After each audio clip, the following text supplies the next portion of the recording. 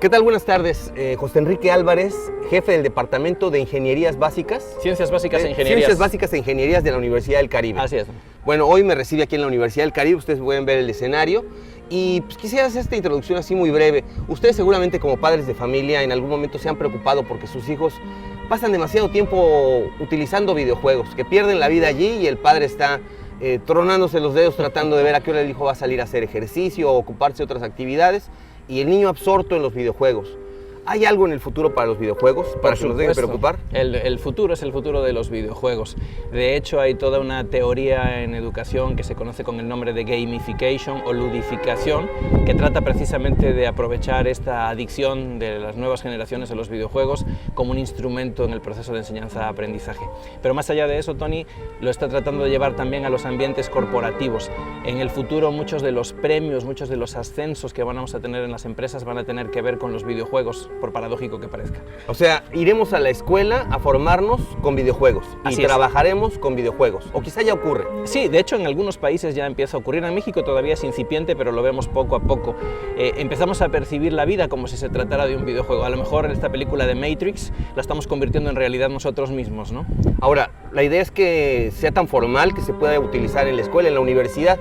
Sí, aunque tal vez parte de su gracia resida en la informalidad precisamente.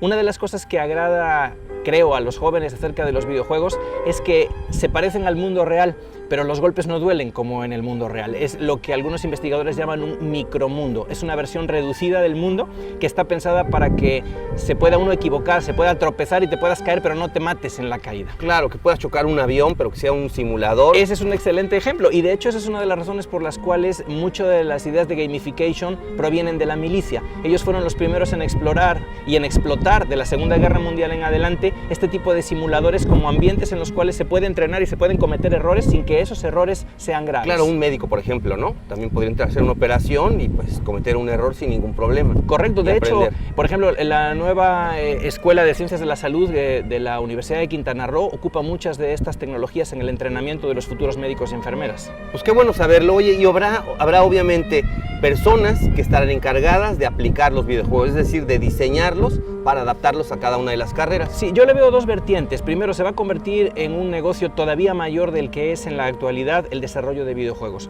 Hay que tomar en cuenta que Halo 2, con su lanzamiento, fue el primer videojuego en la historia que en la primera semana logró más ingresos que un CD de música. Y eso es algo absolutamente notable porque marcó un parteaguas en la industria disquera. En la actualidad los videojuegos son una industria multimillonaria. Entonces, desarrollar videojuegos cada vez es mejor negocio, pero habrá algunos de esos videojuegos que se desarrollen ex profeso para temas educativos. Eso va a ser una industria de nicho, en la cual las universidades digan: yo necesito un videojuego que se adapte a la enseñanza, aprendizaje de este tema, y habrá equipos de desarrolladores necesariamente multidisciplinarios que desarrollarán ese juego a la medida de las necesidades. Multidisciplinario porque habrá quien tiene que meter los contenidos que son académicos, en fin, de conocimiento científico, y otros que, bueno, diseñen la interfaz, la manera en la que te relacionas con el videojuego. Así es, además animadores. Los estándares cada vez son más altos con el nacimiento de tecnologías, primero olvidé ahorita el nombre de estas consolas, Xbox o bueno, el Sony Kinect es la más notoria, pero sí, hubo una antes que Kinect. Los muchachos esperan poder interactuar con estos videojuegos a través de gestos. Sí. Ya no es nada más a través del joystick. Ellos esperan pararse frente a una pantalla, mover su cuerpo y que la pantalla responda a partir de esos movimientos. Entonces, esto hace necesariamente que los estándares en educación suban, porque hasta ahora, pues, con llevar unos papelitos al salón de clases y hacer un juego de rol era bueno. Ahora el muchacho dice: oiga, profe, ¿y por qué no hacemos esto como si yo estuviera jugando con mi Kinect, ¿no? Ahora vamos a tratar de ver el lado que la gente se lo tiene que cuestionar a veces, el lado moral, porque queremos ponerle a las cosas las etiquetas de bueno y malo. ¿Cómo lo verías tú? Yo creo que la tecnología en sí misma es amoral. El uso que nosotros le damos es la que lo convierte en moral o inmoral. Yo creo que el uso de videojuegos permite a los estudiantes ponerse en escenarios que difícilmente pudieran hacer en la vida real. Voy a poner un ejemplo: un estudiante de administración. Por más que un profesor le platique acerca de lo que significa despedir a un empleado, el primer día que lo tiene que hacer es aterrador. La noche anterior no duerme. Un juego debidamente hecho le permite entrenar ese tipo de comportamientos que sabemos que va a tener que desarrollar. En ese sentido, creo que podría ser un comportamiento moral.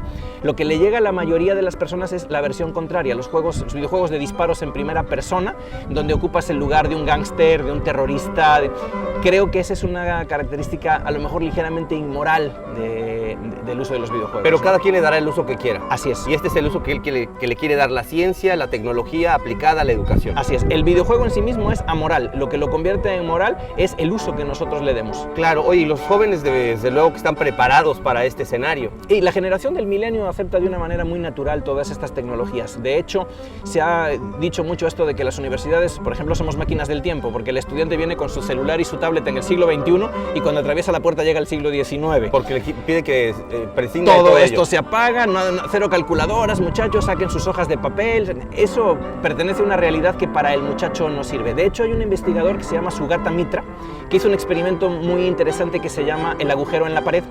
Él manejaba una empresa de entrenamiento de programadores en la India y se le ocurrió la idea, su empresa daba con un barrio marginal, se le ocurrió la idea de hacer un agujero en la pared y poner una computadora expuesta hacia la calle. Y empezó a ver que los niños más pobres en la India, los parias, se reunían alrededor de la computadora para aprenderla a utilizar.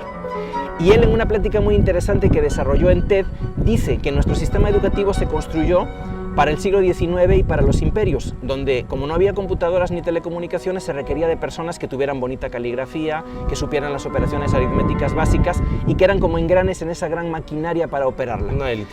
Desaparece esa necesidad, llegan las computadoras a hacer el trabajo sucio y ahora el problema está en que seguimos educando a personas para realidades del siglo XIX que se enfrentan a competencias del siglo XXI.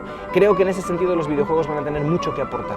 Pues es el futuro. ¿Algo que quieras nada más añadir? Yo creo que ha sido bastante enriquecedora esta charla contigo. Yo creo que es importante que los padres de familia se percaten de que los videojuegos son una herramienta y si se utiliza adecuadamente puede ser una herramienta muy positiva, pero se tienen que involucrar.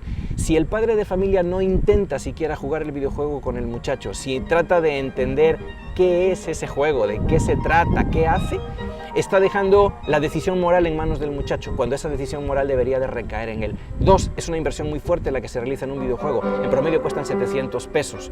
Entonces, antes de tomar una decisión así, infórmense. Hay buenas revistas, hay buena documentación en internet, hay libros que explican el uso de videojuegos. Yo creo que si los padres de familia se involucran, se pueden convertir en una herramienta muy poderosa los videojuegos. Información valiosísima. Te agradezco mucho, José Enrique Al contrario, Álvarez. Bueno, pues ya lo vieron ustedes, tienen que ver de una manera diferente los videojuegos y también la manera en que sus hijos se involucran con ellos. Yo me despido de ustedes y les recuerdo que lo que tienen que saber, lo tienen que ver.